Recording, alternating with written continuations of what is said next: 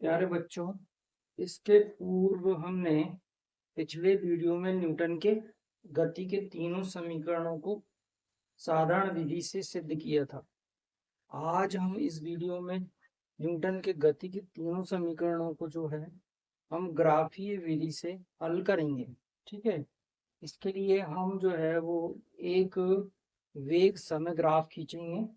ठीक है, और इस वेग समय ग्राफ में जो एक्स एक्सिस है इस पर हम समय को नोटेट करेंगे और जो वाई अक्ष है उस पर वेग को प्रदर्शित करेंगे। ठीक है, तो ये ग्राफ इस प्रकार है।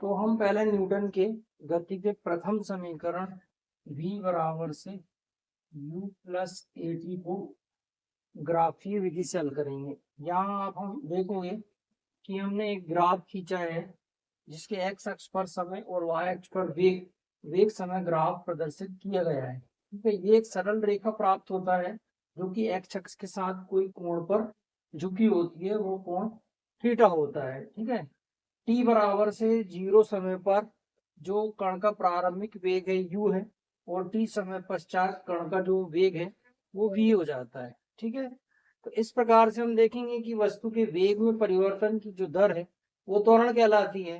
तो वस्तु का त्वरण क्या हो जाएगा आपका a बराबर से वस्तु का त्वरण a बराबर से वेग में परिवर्तन बटे समय अंतराल, वेग में परिवर्तन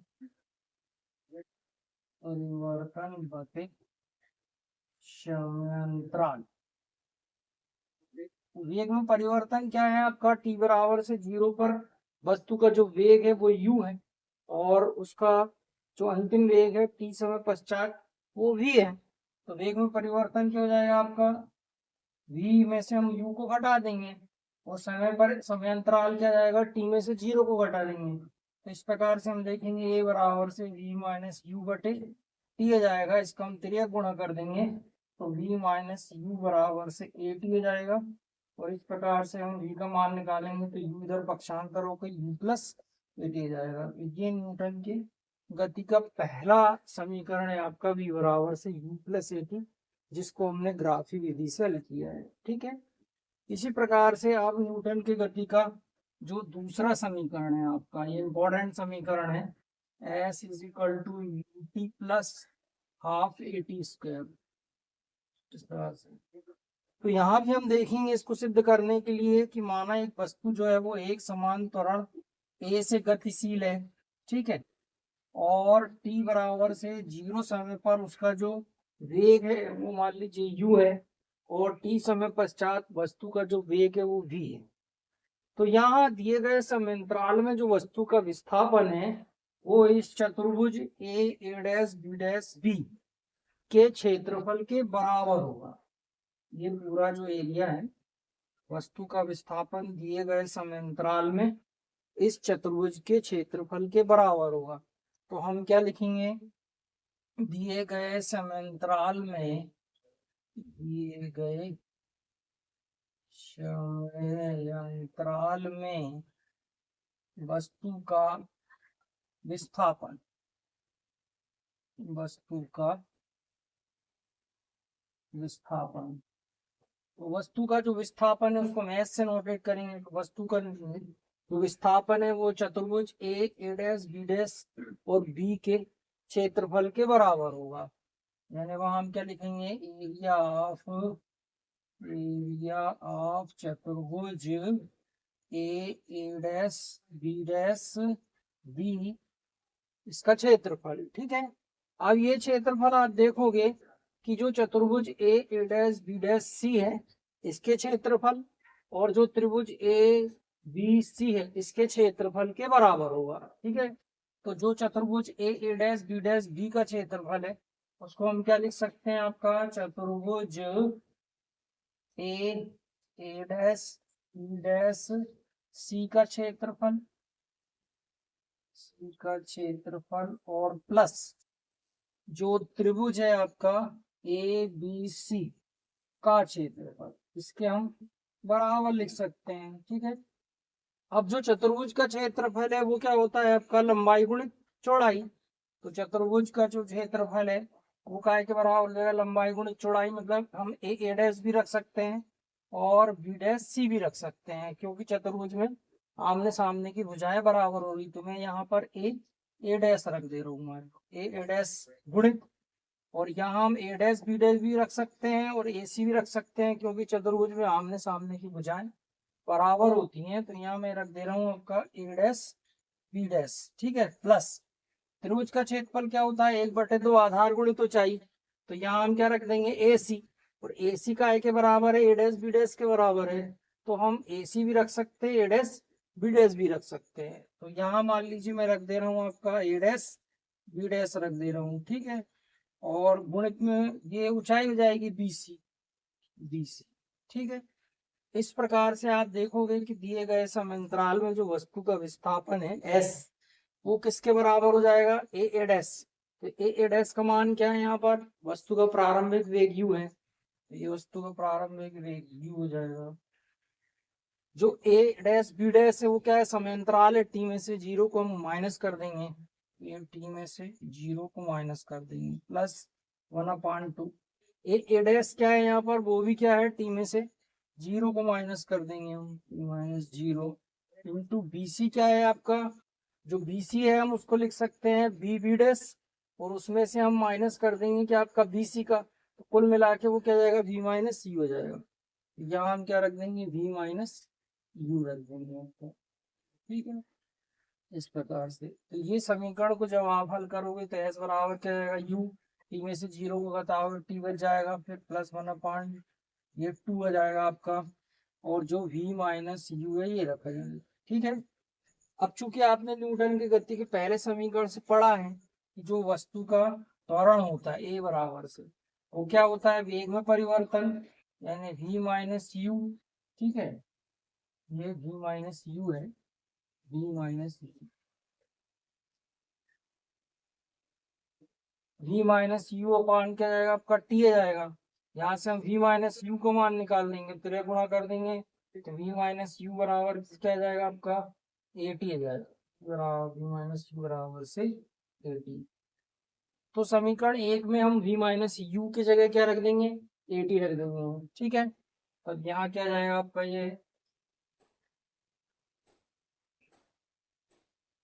समीकरण 1 में v माइनस यू बराबर ए टी रखने पर। ठीक है,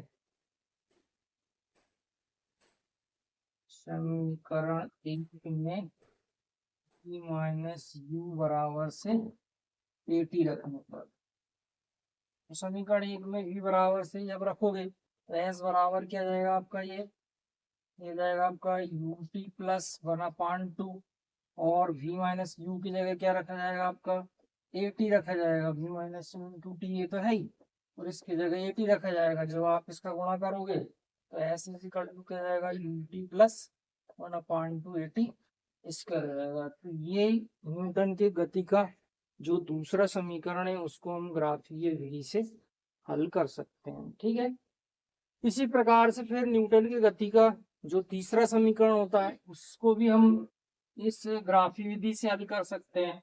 न्यूटन का तीसरा समीकरण क्या है आपका, v minus u square minus u square equal to 2as है। ठीक है, इस समीकरण को सिद्ध करने के लिए भी हम क्या करेंगे, वस्तु के वेग और समय के बीच में ग्राफ खींचेंगे, अर्थात वेग समय ग्राफ खींचेंगे। ठीक है, तो यहाँ भी हम वही मान लेंगे, माना एक वस्तु जो है वो एक समान त्वरण a से गतिशील है, समय t बराबर से 0 पर जो वस्तु का प्रारंभिक वेग है वो u है, और t समय पश्चात वस्तु का जो वेग है वो v है। ठीक है, वस्तु एक समान त्वरण से गतिशील है। इसमें भी क्या है, दिए गए समयांतराल में वस्तु का जब हम विस्थापन निकालेंगे तो ये जो समलंब चतुर्भुज बन रहा है आपका a dash b dash b, इस चतुर्भुज के क्षेत्रफल के बराबर वो विस्थापन हो जाएगा। तो पहले हम निकालेंगे समीकरण से, क्या निकालेंगे हम इस ग्राफ से, दिए गए समयांतराल में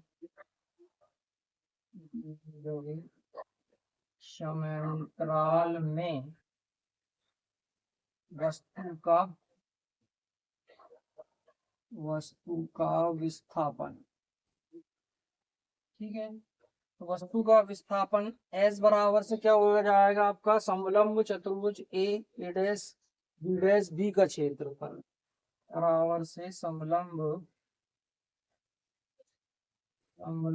चतुर्भुज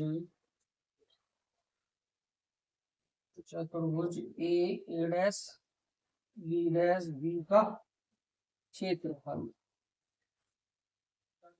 अब समलंब चतुर्भुज का क्षेत्रफल क्या होता है आपका, 1/2।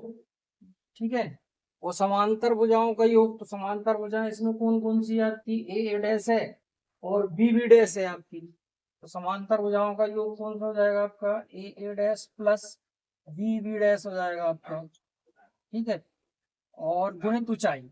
ठीक है, तो ऊंचाई में हम क्या ले सकते हैं, या तो a डैश ले सकते हैं या ac भी ले सकते हैं, बात एक ही है। तो मैं a डैश ले ले रहा हूँ, मान लीजिए a डैश b डैश वाली है ना, a डैश b डैश। अब इनकी हम यहाँ मान रख देंगे, तब क्या जाएगा आपका s बराबर से 1/2 a डैश के जगह हम क्या रख देंगे, ये प्रारंभिक वेग है u, तो वो u रख देंगे, और प्लस b b डैश के जगह v रख देंगे, क्योंकि वो अंतिम वेग ये है आपका। a डैश की जगह हम t माइनस 0 रख देंगे। ठीक है, या हम उसको ऐसा भी लिख सकते हैं, s equal to v plus u, और t में से 0 घटाओगे तो t बच जाएगा। इसको समीकरण 1 दे देंगे। फिर आपने देखा न्यूटन के गति के प्रथम समीकरण से जो वस्तु का त्वरण होता है, ठीक है, वो क्या होता है आपका, a बराबर से v माइनस u बटे t होता है। यहाँ से हम t का मान निकाल देंगे, तो t बराबर से क्या जाएगा आपका, v माइनस u बटे आ जाएगा। ठीक है, अब इस t के मान को हम समीकरण 1 में रख देंगे। समीकरण 1 में हम t का मान रखेंगे, तो यहाँ हम रख देंगे क्या, समीकरण 1 में t का मान रखने पर,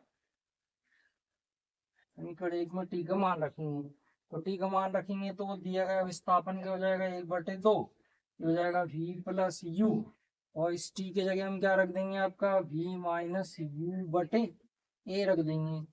ठीक है, अब आप देखोगे कि ये a plus b a minus b a square minus b square का फार्मूला बन जाएगा।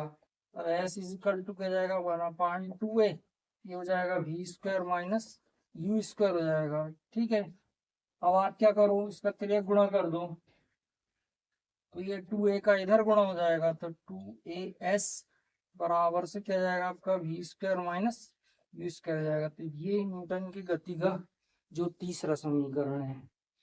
इस प्रकार से हमने आज के वीडियो में न्यूटन के जो गति के तीनों समीकरण हैं कक्षा 11वीं में अध्याय 2 में, उनको पहले हमने साधारण विधि से हल देखा था, और आज के वीडियो में हमने उनको ग्राफीय विधि से हल किया। आगे आने वाले वीडियो में हम इनको जो इंटीग्रेशन है या समाकलन जिसको हम कहते हैं हिंदी में, उस विधि से इस समीकरणों की हम स्थापना करेंगे। और अधिक जानकारी के लिए मेरे चैनल परसाई कोचिंग क्लास को सब्सक्राइब करें।